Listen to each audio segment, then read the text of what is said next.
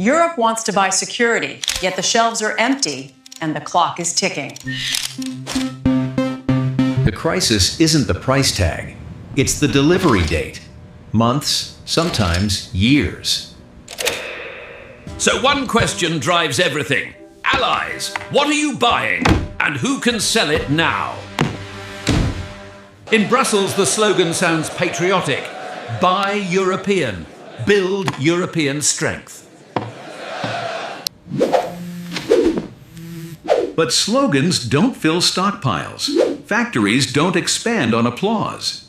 And voters feel it fast. If we spend, people ask, will the jobs stay here? Behind closed doors, the truth is blunt. The stockpiles are lean, and danger is not. Lean inventories were efficient in peace. In crisis, they become a vulnerability. So leaders promise two things at once: protect us now and build at home. Then the slogan meets procurement. And procurement asks only one brutal question. When? When? Because deterrence does not accept backorder. Across the ocean, the sound is different. Production lines already running. In an emergency, the fastest seller becomes the default supplier. So Europe faces its first bargain. Buy European later or buy American now. Defense shopping turns into industrial bargaining. Delivery windows, parts, training, upgrades. A system is never just a weapon. It's a long relationship with its supplier. Once you buy the ecosystem, you inherit the dependency or the resilience it provides. So the debate isn't anti-American. It's pro-control. Control over time and supply. And Europe's industry asks a cold question. Will these orders last long enough to invest? Factories expand on long-term commitments, not short-term panic. But democracies struggle to pay today for risks voters hope vanish tomorrow. That's why capacity is political. Elections can cancel investments overnight. Now the cruel twist. Europe is not one buyer, it's many, competing in the same aisle. Fragmented demand stretches the queue, and suppliers prioritize whoever orders biggest and earliest. Different specifications turn scale into friction, and friction becomes delay. Too many variants. When every country customizes, production's slow and costs climb. So prices rise, delivery dates drift, and the public hears one word: expensive. When living costs hurt, patience for long defense timelines collapses fast. That's how procurement becomes culture war. Not weapons, trust. So Europe searches for a solution that sounds boring, but save years. Coordination.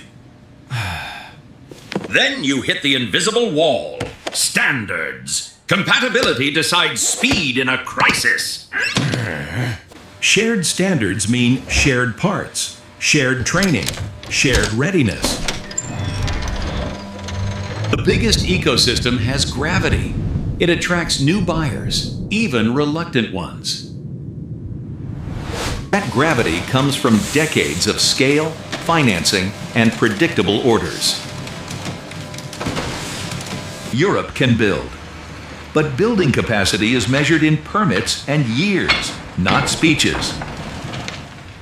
New capacity needs skilled workers, and skills take time to train. The real bottleneck isn't patriotism. It's commitment long enough to justify investment. So the trade becomes painful. Speed now or sovereignty later, rarely both at once. And the gap is the danger zone, the time between need and delivery. In that gap, alliances are tested, not by slogans, but by supply. Final reveal. Whoever controls production controls the timetable, and the timetable shapes diplomacy.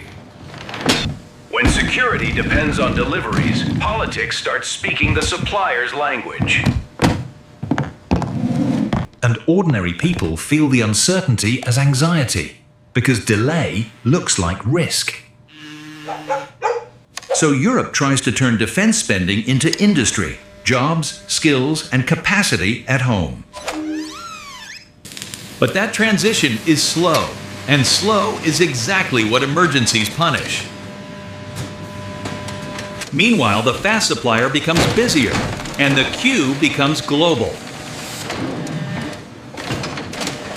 In the global arsenal market, scarcity turns allies into competitors without anyone wanting it.